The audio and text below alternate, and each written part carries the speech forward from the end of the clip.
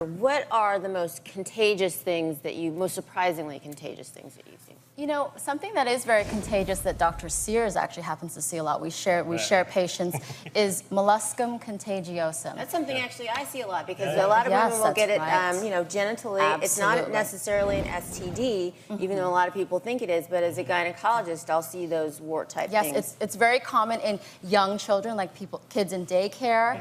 It's very common in sexually active adults, and also in adults with a weak immune system, or anyone with a weak immune system, like someone with HIV.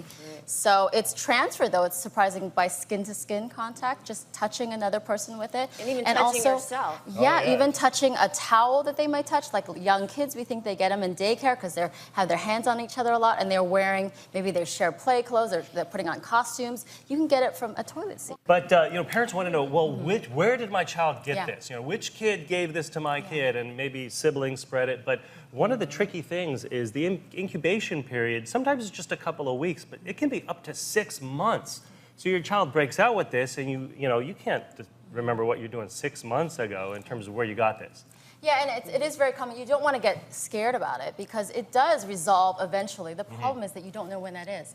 And you don't know if it's tomorrow or next week or 5 years from now. And the reason it resolves is actually because our immune system kind of wakes up and figures out it's there. So let's acknowledge that most of them will go away on their own. But we've shown pictures, and a lot of people, I want them gone. Let's talk about treatment options. Well, treatment options are very similar. Doctor, here's your curette. Thank you. This is a curette, what we use to scrape them off in the office. We might numb them and scrape them off.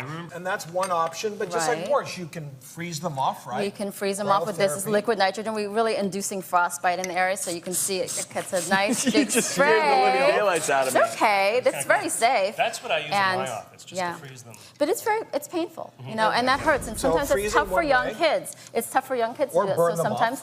So it's like burning them off. We can also use cantharidin, which is really interesting because it's made from, it's a synthetic form of a liquid created by a blister beetle. And so if you paint it on the area, it actually creates a blister. Careful. I cured every hair on my face. I trust you with that, no problem. Oh my goodness. Be careful, that counteracts Botox. Whoa. And you know what? Got a loose valve there. We have to go to break, but there's one other thing, and I want to talk about one other quick annoying infectious condition, but that's actually something you can put on it. Oral medications, if you read in the books, it'll say you can use, I've rarely used this in kids just because the side effects tend to be worse than the bumps themselves. And also there's imiquimod too, which is a topical that you can put on that is supposed to try to wake up your immune system and make you realize, kind of shake you awake and say, hey, there is a virus here.